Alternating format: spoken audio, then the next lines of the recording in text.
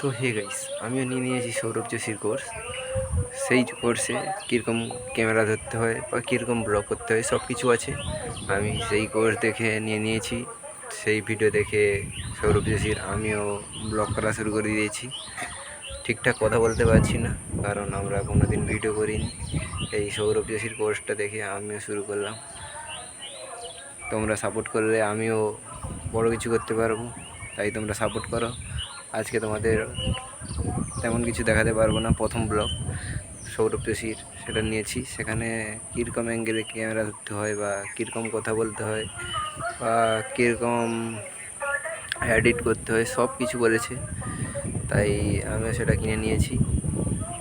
আর তোমাদের সেইটা বলছি, মানে কীভাবে যদি কিছু করতে চাও তাহলে এই ভিডিও করো, একা থাকলে ব্লগ করো বা অন্যান্য সঙ্গী থাকলে তাদের সঙ্গে কোনো কমেডি বা ফানি বা এন্টারটেনমেন্ট জাতীয় কিছু করো।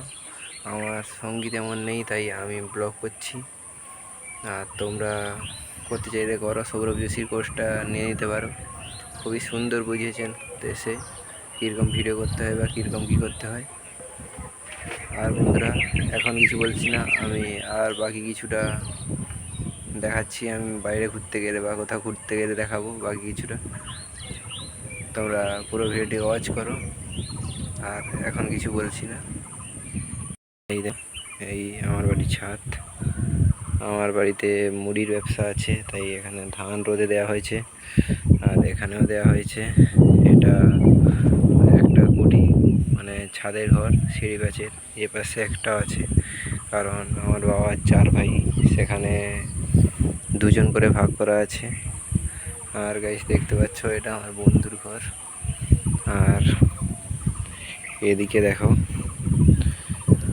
এদিকে হচ্ছে আমার বাইর আর মন্দির, সেখানে দেখতে পাচ্ছ সবই। আর যে পাশে দেখতে পাচ্ছ এই নেট দেওয়া আছে, এই বরজ আমাদের। আর তেমন কিছু নেই।